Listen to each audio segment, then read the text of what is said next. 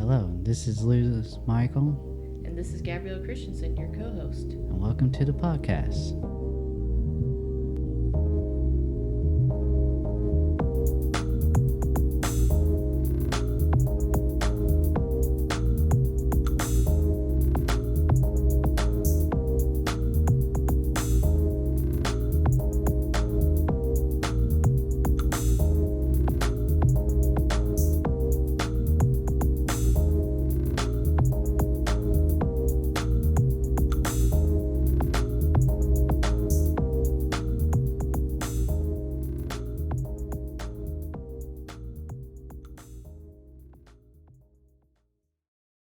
To a new segment in the Geeking Around family. This is Geeking Around Lite.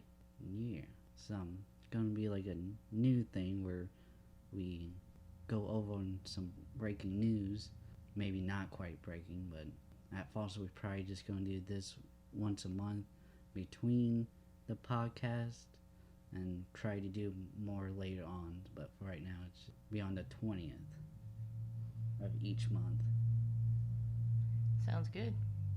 Today we're mainly going to be going over, at least we're going to start off with the news that Netflix is developing an anime and live action movie of Keanu Reeves, Berserk.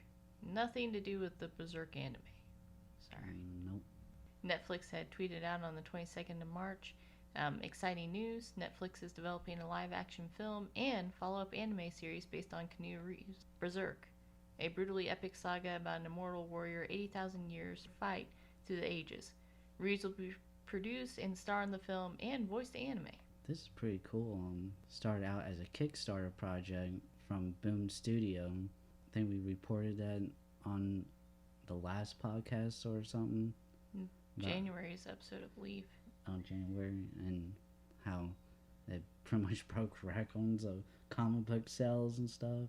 Yeah, I believe, calling the stats, it was the highest selling comic of 2020, and it's the highest selling comic since the first new Star Wars comic was released in 2015. Yeah. And that's just in pre-orders, that's not after it actually hit market. So it's pretty cool. I kind of need to read this comic. It looks like it seems like the anime, and I'm not sure if the live action movie will be covering the basis of the comic. Either way, it's usually always better just to read the source material before you watch a movie. And the anime is going to go deeper into different topics in the comic, so... Yeah, it's pretty cool that it's going to be an anime as well. It's like almost every movie that Keanu Reeves have ever been in has been like a good project to be adopted into an anime. I mean, like The Matrix, that was basically trying to make a live action anime movie, so... And all his movies that he's been in. Hell, maybe even Bill and Ted would make a good anime. Excellent. Slice of life is always good. Yeah, this is really cool because I use Kickstarter to back my projects, and so maybe Netflix will develop my comic into a anime one day. Probably not anytime soon, though. I'm sure they would. The comic you were going to work on with the samurai, that was pretty good, pretty cool looking. Yeah, it was I think it was a YouTube that I was watching about this when it first came out, this piece of news. They was kind of making it like it was a bad thing. Like, it's like, oh well, see, this was obviously them just wanting to get Netflix to make a movie based off the comic book. They didn't care about the comic book. They just wanted Netflix and blah blah blah blah. I'm like, and that's a bad thing? Why? I mean, why? It's like, you know, most people, they probably will watch, you know, a movie or something, you know, watch like one of the Marvel movies, then go like, oh, that's based off the comic book Infinity War saga. Okay, I'm gonna go read the comic. You know, a lot of people do that. So, and comics are much cheaper to make, false. So, put out the comic, you got the story, you got the characters, blah blah. You know, they had Keanu Reeves. You know, they're writing it, so you already got the act on.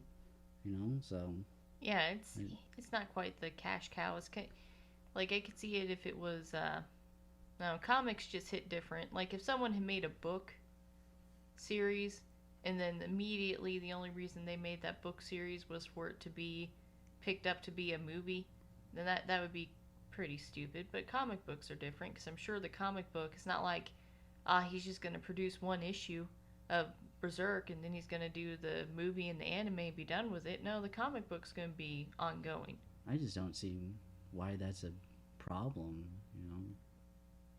So far, there's no word on when these projects will release, but I imagine, I mean, as soon as filming starts, they'll probably announce that. So it's probably going to be a good 2 or 3 years, I'd say. Yeah, I would imagine. Plus, it takes a while to, you know, do the animation and stuff, so still be time. I think it's pretty cool. I've never really followed Keanu Reeves, even though I like him as an actor. I don't usually follow a lot of actors, but it seems like he's always liked anime. He probably started liking it because of the Matrix. I was reading a review, like, or a synopsis of it or whatever, and the article was saying how it sounds like you know, your typical comic book type of story. You know, I mean, as we read that it was 80,000 years of fight through the ages, and battles too violent and too dangerous for anyone else, and you know, blah blah, endless blood-soaked existence. I mean, it's kind of though one of those things. How do you reinvent storytelling? I hate when people are like, it's just your basic story. It's like, well, there's this reason that the hero's journey is a story that everyone likes to read. It just speaks to humanity. So how do you reinvent? Would you want Keanu Reeves to invent a comic called BRZRKR and it be about a guy making pancakes? I think it just proves, because how well the comic books sold and stuff. Nowadays, it's the end of the mainstream big studios like DC and Marvel. Those comics aren't selling at all, and this one was able to sell a whole bunch and get a movie and an anime series without you really being it, you know.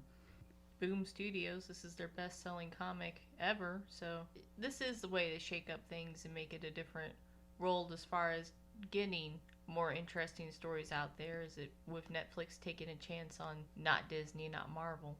I remember hearing some while back Disney was going to have the comics, sell the rights of the comics, so that like someone like Boom Studio would have to pay Disney the right to write, you know, the X-Men comics or something. So you get money from that, then you get money for them selling it, and instead of just them not selling anything. But yeah, I think this is, like I said, the future. Like I said, I started doing Kickstarting to help back my projects and comic books and stuff, and so it's a good way for independent artists to, you know, get the foot in the door and stuff. I mean, yeah, a lot of the reason why they got so many is because Keanu Reeves, you know, having that, you know, movie star status. So a lot of people probably just bought it just because of the Keanu Reeves. You know, I'd love to see the statistics on this and see if this is popular comics around women, because it might be the typical hero's journey kind of blah blah blah, but which is always good. But I just wonder, because Keanu Reeves is popular with women, to see if that had a higher sell rate. I don't know if they do a demographics. You would think they would. Yeah, they probably do somewhere. I wouldn't know where to even look or something. I don't even know if they publish it publicly, but it would be interesting to see. How much money you want to bet that he's a reincarnation of a war god? The character in the comic? Or Keanu Reeves themselves. I mean, he might be. He's a vampire. It's that conspiracy theory thing. Yeah. Even though that picture shows him out, looks like in the daytime. It's a lie. Yeah. He, time traveling vampire. They different. He's like the vampire from Netflix Dracula. The only reason why he was afraid of, you know, the light and afraid to be stabbed in the heart with a stake is because people told him to be afraid. That was just dumb. Well, a lot of things we do are dumb because we are told by other people, it could be dangerous. Well, thanks for tuning in and listening to us. Don't forget to follow us Instagram and all the social media. Follow us, like us.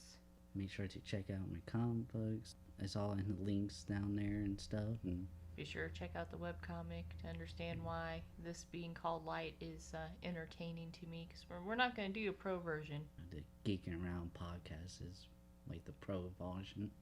Well, that's your mainstream ship. You're supposed to have another one in like a year that's like, this is Geeking Around Pro, where we start out with a random piece of news, go into the random section, go into the main topic, end with news.